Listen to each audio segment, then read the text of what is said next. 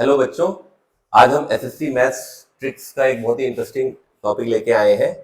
जैसा कि आप देख सकते हैं, एक क्वेश्चन बहुत इंपॉर्टेंट है एसएससी पॉइंट ऑफ व्यू से, सीडीएस पॉइंट ऑफ व्यू से और बहुत सारे कॉम्पिटिटिव एग्जाम्स के लिए। तो ये क्वेश्चन इस टाइप का एक जरूर आता है हर एग्जाम में, जिसमें किसी भी नंबर की एक बहुत बड़ी बड़ी पावरें दी जाती हैं और उसमें वो पूछा जाता है कि इनमें से कौन सा नंबर सबसे बड़ा है। तो अभी इतनी बड़ी पावर का आप मल्टीप्लिकेशन करना पॉसिबल नहीं है एग्जाम पॉइंट ऑफ व्यू से। आपको 1 मिनट 2 मिनट में क्वेश्चन सॉल्व करने होते हैं, राइट। तो हम इसको कैसे सॉल्व करें, तो उसके लिए हमें एक चीज एचसीएफ और एलसीएम का कॉन्सेप्ट भी समझना बहुत जरूरी है। अगर आप वो एचसीएफ नहीं निकाल सकते तो ये इस तरह के क्वेश्चन सॉल्व नहीं कर सकते, ठीक है। तो हम एचसीएफ पे आएंगे बाद में, पहले हम इसको ये समझ लेते हैं इस तरह के क्वेश्चंस को ट्रिक क्या है, क्या करनी कैसे है। तो अभी जैसा कि आप इस क्वेश्चन में देख सकते हैं, इसकी 2 की पावर 72 है, 5 की पावर 36 है, 11 की पावर 24 है, 3 की पावर 60 है। तो सभी नंबर्स अलग है और सबकी पावर्स अलग अलग है। अभी आप इसको कंपेयर कैसे कर सकते हैं बिना सॉल्व किए, तो इसकी एक ट्रिक ये है कि हम इसको एक ऐसा नंबर लें जो तीनों में कॉमन हो। ये सारी की जो पावर है 72, 36, 24 और 60, राइट। तो इनका एचसीएफ निकालेंगे। एचसीएफ क्या होता है? हाईएस्ट कॉमन फैक्टर, ठीक है। तो वो एक ऐसा नंबर हम लेंगे जो कि सब में कॉमन हो, ताकि हम उसको फिर कंपेयर कर पाए। तो इसका जब आप एचसीएफ निकालेंगे 72, 36, 24, 60 का, जो कि हमने राइट साइड में करके दिखाया है, वो हम आपको एक्सप्लेन करेंगे बाद में।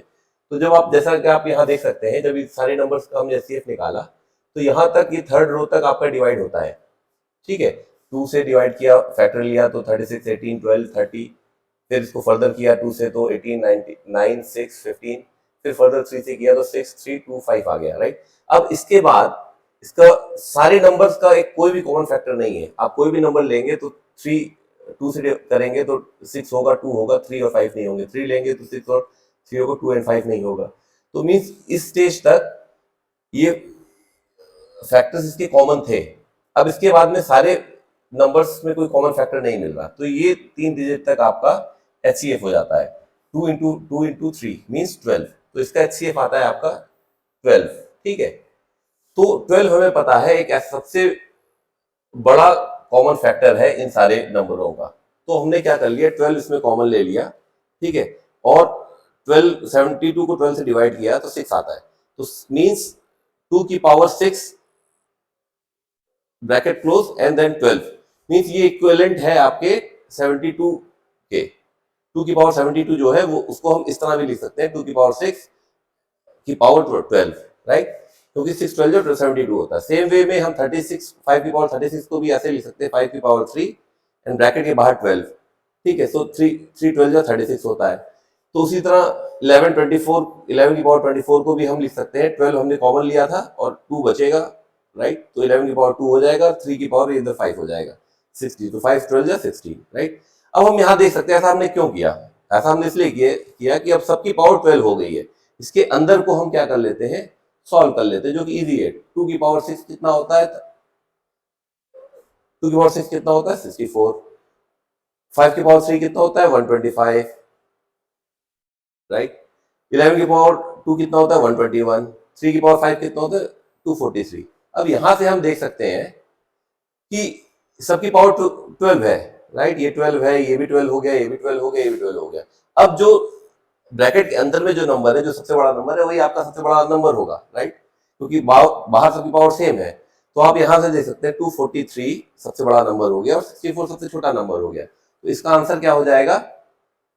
इसका आंसर हो जाएगा 3 की power 60 is the largest and 2 की पावर 72 इज द स्मॉलेस्ट। अब वो आप ऐसा किए बिना आप यहां से नहीं देख सकते थे कौन सा नंबर बड़ा है। इसकी पावर बड़ी है और इसका नंबर बड़ा है, तो आपको वहां से नहीं समझ में आएगा जब तक आप इसको सॉल्व नहीं करेंगे। तो आप हमने ये सीखा कि इसका सिंपल जो फास्टेस्ट ट्रिक है आपके पास में, ये समझाने के लिए हमने इसको वीडियो को थोड़ा लंबा बनाया है।